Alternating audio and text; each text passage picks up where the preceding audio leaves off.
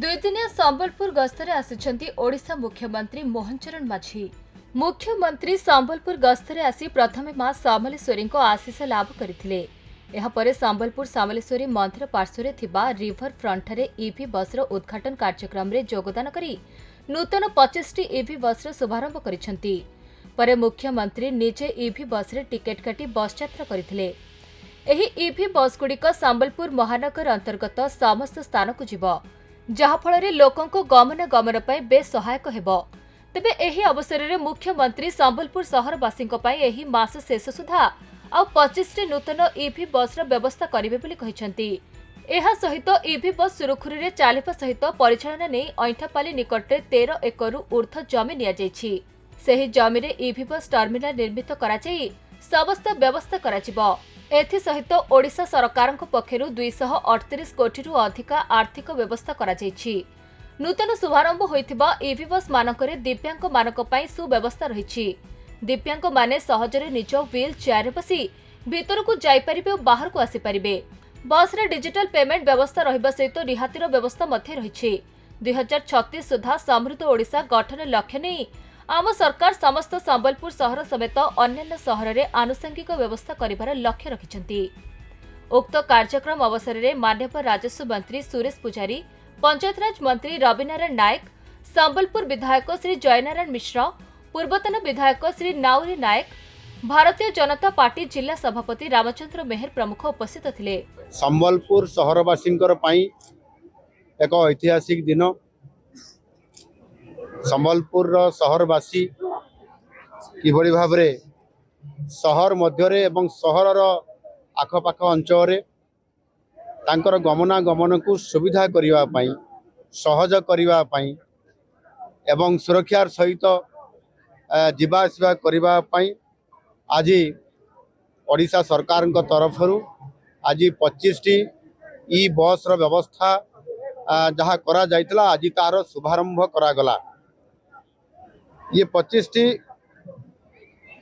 जो ई बस व्यवस्था करा जाइछि,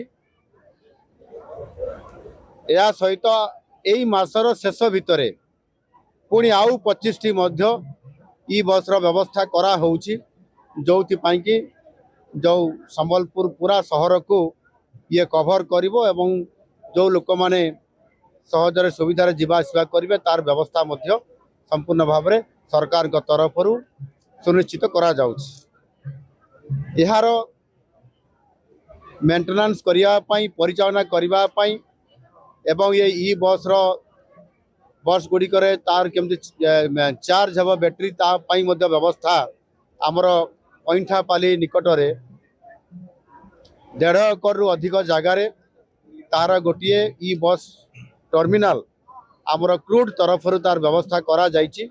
सेतिरे ई बस समस्त व्यवस्था सेठी तार मेंटेनेंस हेबो, मैनेजमेंट केमती हेबो, बैटेरी चार्ज केमती हेबो, ई बस गुड़िकर तार व्यवस्था मध्ये संपूर्ण भाव में ये करा जाउछि। आ एथि पई मध्ये आम सरकार ये भल परिचालना केमती हेबो, लंबा समय तक तार कौन प्रकार असुविधा हेबो ना, सेथि पई मध्ये आगामी 10 वर्ष पई मध्ये एतिरे तार मेंटेनेंस करिया पई आर्थिक व्यवस्था मध्ये राज्य सरकार करिसंती एवं सेतिरे 238 कोटी रु अधिक टंकार आर्थिक व्यवस्था मध्ये सरकार व्यवस्था करिसंती।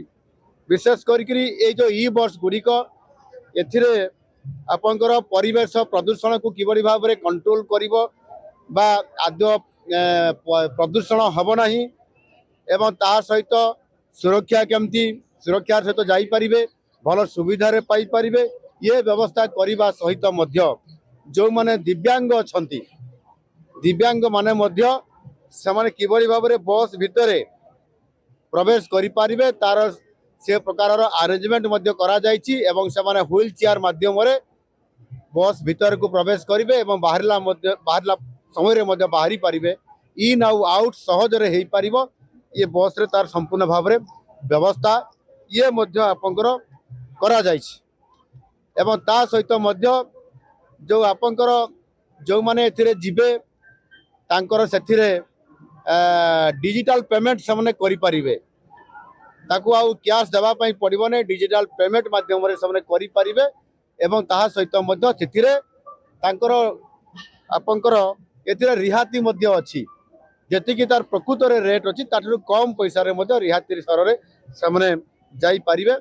एणु निश्चित भाव में संबलपुर ये सहर पाई गोटे बहुत भल ऐतिहासिक दिन। संबलपुर अमरेंद्र नायक रिपोर्ट खबर ओडिशा।